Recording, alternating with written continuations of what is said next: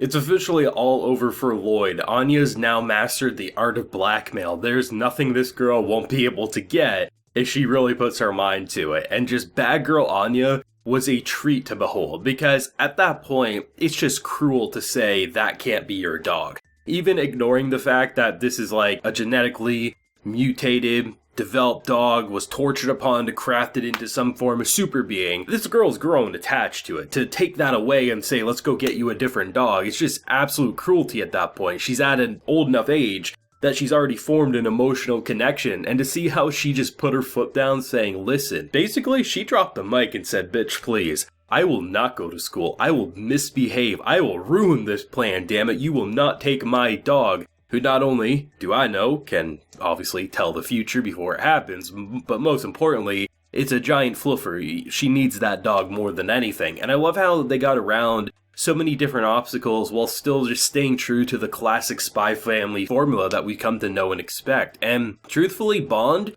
is like the perfect addition to the family. Now, it's kind of hilarious to see how she got to that name, because obviously pretty much everyone's known what the name would be since the show started up. I mean, Bond was listed as a character on pretty much every anime tracking site, but to see the train of thought of how to get there, one, it needs to be a simple enough name for the dog, but most importantly, the fact of the matter was, she went to like such lengths to find a name that she was making like names that felt like they were isekai titles they could be in length. But it's great to see how she picked something that actually felt like it came from the heart but matched what this dog was. I mean, one, looks like the dog's wearing gloves, kind of like a spy in himself, so Bond man, so Bond. And it's absolutely perfect, especially with the little bow tie that she gives him, just so great. The thing that caught me off guard though with the whole Bond joining the family was I was just expecting that when the dog had to go do his business, they would just take him for a walk. Nope, apparently they're gonna train him like an indoor little small dog, and I mean, to his credit, he made it work even if Anya was a little grossed out by it. But damn, this was a great episode.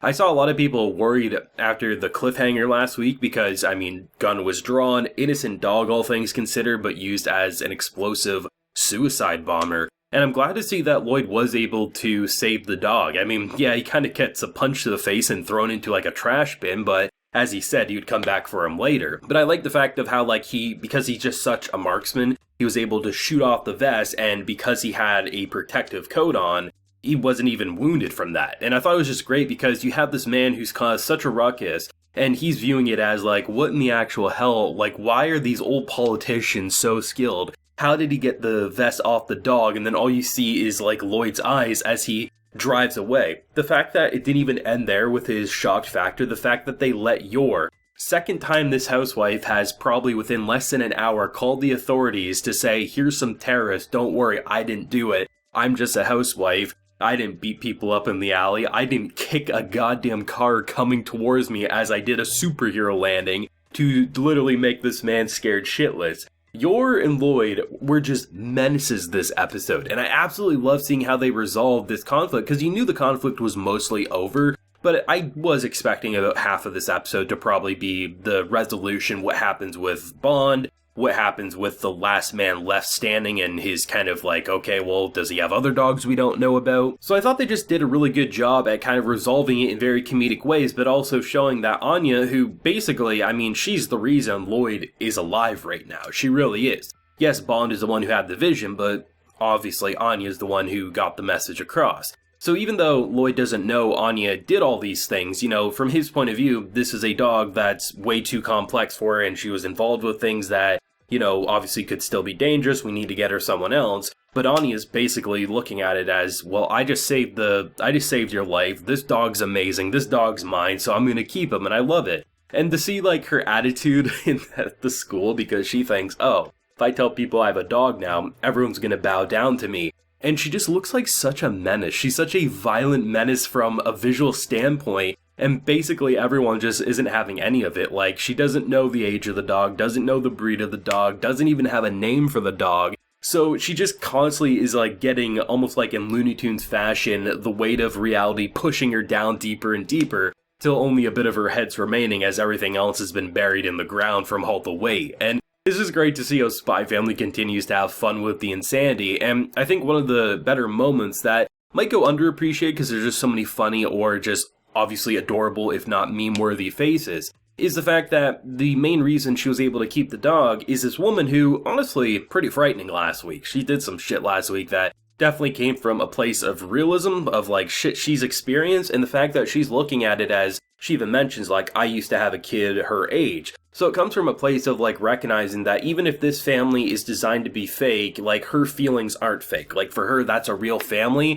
and she clearly developed feelings for that dog, so why the hell would I rip it away from her? I'm not some cold-hearted monster or anything like that. And to see Loid, of all characters, right, he's definitely getting very nervous, very fearful, because he very much loves Anya and Yor. Like, he values this family, but because of what this mission is, he's scared to admit to those feelings. As once he admits to those feelings, then he would probably have to betray his country, because he would probably value them over the mission. And the whole concept of, you know, this being a fake family for the mission, once the mission's over, this family will dissolve, I'll break Anya's heart, Yor's heart will be broken, and obviously his heart will be too, because this has really become a family to him, even if it started out as a fake necessity sort of a thing. And it's going to be interesting to see how much this core is going to tackle that mindset that Loid has, because it's very much front and center. Both Yor and Anya can be violent menaces or just meme-worthy menaces, but they feel very happy in the moment, and to see Loid, you know, want to embrace it but almost feel scared to do so because he recognizes what the lie is, I think it's a really smart way to go about this season, because it feels like the family's so whole, but one of the biggest players almost feels like he's separating himself more and more because he's just grown too attached and he knows that's a mistake. And it'll be interesting to see how characters like Anya, Yor, hell, even Bond himself will be able to pull him back in so that he can maybe start saying, what if there's a way for this family to stick around even when the mission's over? But of course, that will take a long time for a man who's that devoted to his country to ever even think those words, let alone say them out loud, sort of a thing. The one thing I really like about Bond, though, is that he kind of almost has like this look, this default look on his face that just makes him look like he's the most like sophisticated / unamused dog ever. And the fact that you can have these moments where he shakes down a puppy for stealing Anya's glove,